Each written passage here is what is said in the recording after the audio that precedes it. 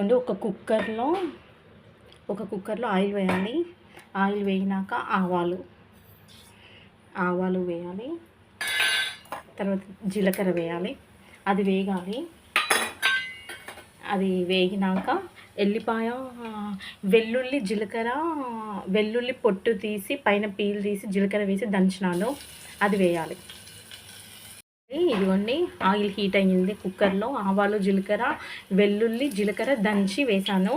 వేసినాక కరివేపాకు, పచ్చిమిర్చి వేయాలి. వేయగానే చిటపటం అంటుంది, భయపడద్దు, అది కామన్ అనమాట కుకింగ్ చేసే వాళ్ళకి. తర్వాత ఉల్లిపాయ వేయాలి.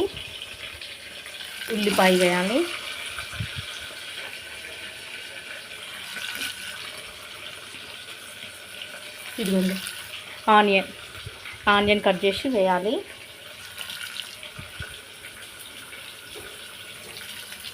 తర్వాత కొత్తిమీర వేయాలి. ఇదంతా కొత్తిమీర అనమాట. ఇదిగోండి కట్ చేసా.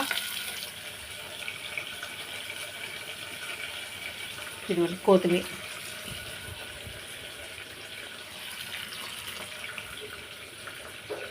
తర్వాత ఇందులోనే పుదీనా వేయాలి.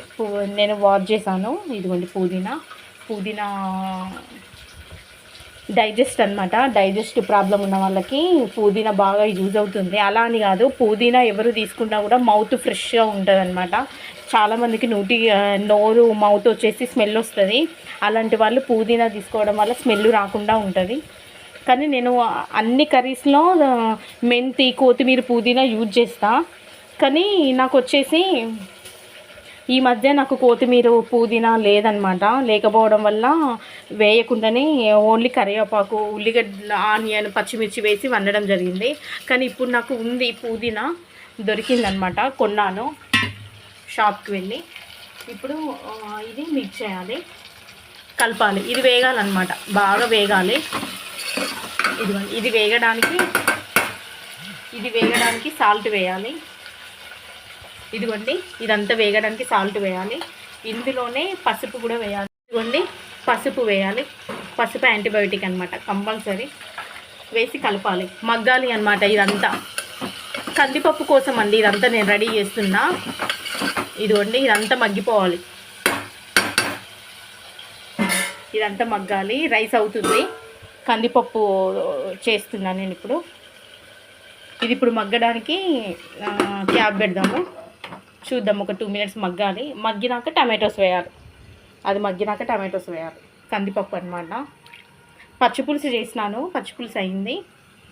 దానిపైన రైస్ పెట్టా. ఇది కందిపప్పు వండాలి. చూద్దాము మగ్గిందా, ఉల్లిపాయ పచ్చిమిర్చి మగ్గిందా లేదో చూద్దాము.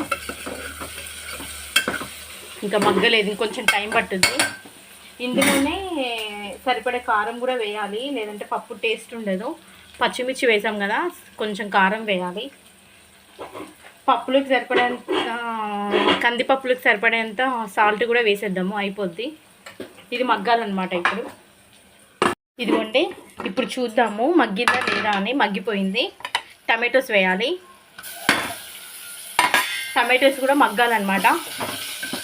ఇలా కలపాలి. కలిపి క్యాప్ పెట్టాలి. మళ్ళీ సేమ్ ఇప్పటిలాగే మగ్గాలి. అది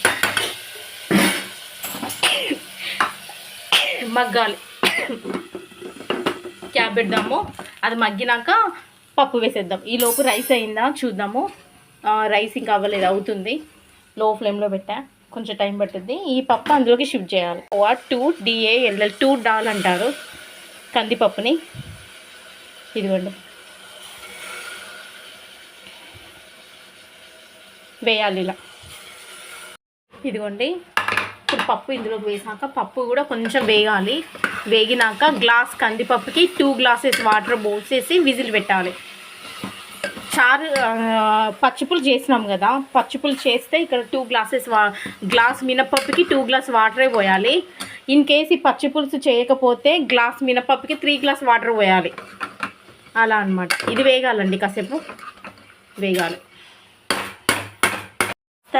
ఆయిల్లో వేగింది పప్పు, కందిపప్పు. ఇప్పుడు గ్లాస్ మినపప్పుకి 2.5 వాటర్ తీసుకున్నాను నేను, గట్టిగా అయిపోతుందేమో అనేసి.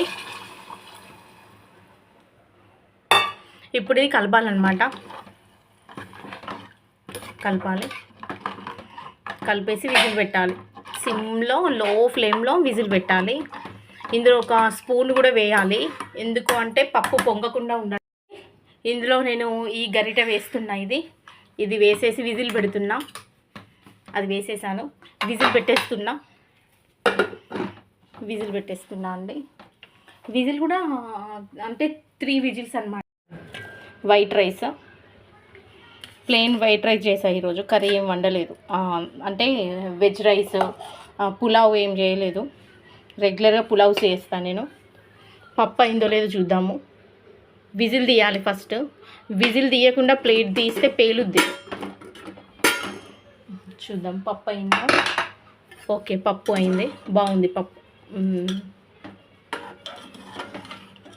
మనము గరిటె వేసాం కదా, ఇది అందుకే పొంగలేదు. తినిపిస్తా వస్తున్నా. గరిటె వేసాం కదా, ఇది అందుకే పొంగలేదన్నమాట. మా బాబుకి ఆకలిస్తుందంట. మమ్మీ ఆకలిస్తుంది అని అంటుండు మా అబ్బాయి. ఇదిగోండి పచ్చిపులుసు.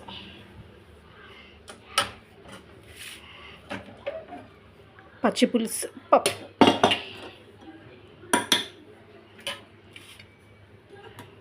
చూసారా పప్పు.